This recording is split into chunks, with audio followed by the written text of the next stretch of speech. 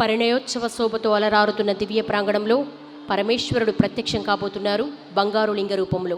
స్వర్ణలింగోద్భవాన్ని ప్రారంభించవలసిందిగా మనవి.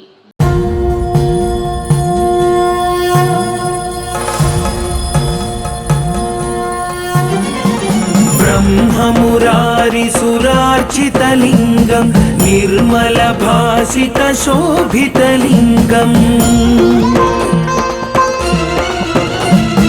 జన్మజ దుఃఖ వినాశకలింగం తత్ప్రణమామి సదా శివలింగం దేవముని ప్రవరార్చితలింగం కామదహన కరుణాకరలింగం రావణ దర్ప వినాశనలింగం తత్ప్రణమామి సదా శివలింగం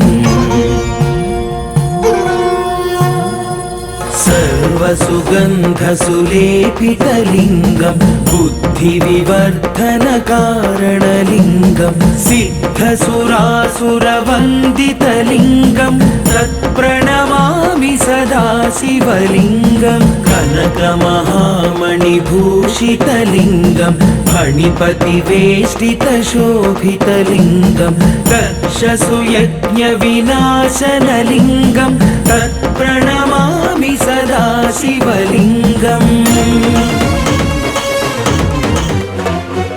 कुङ्कुमचन्दनलेपितलिङ्गं पङ्कजहार सुशोभितलिङ्गम्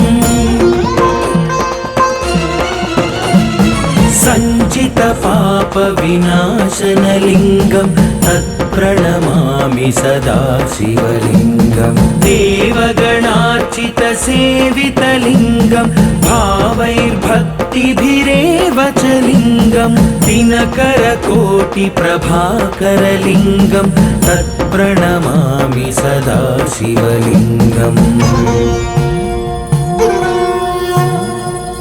अष्टदलोपरिवेष्टितलिङ्गं सर्वसमुद्भवकारणलिङ्गम् अष्टदरिद्रविनाशनलिङ्गं तत्प्रणमामि सदा शिवलिङ्गं सुरगुरुसुरवरपूजितलिङ्गं सुरवनपुष्पसदार्चितलिङ्गं परात्परं परमात्मकलिङ्गं तत्प्रणमामि सदा शिवलिङ्गम् लिङ्गाष्टकमिदं पुण्यं यः पठेत् शिवसन्निधौ शिवलोकमवाप्नोति शिवेन सह मोदेन।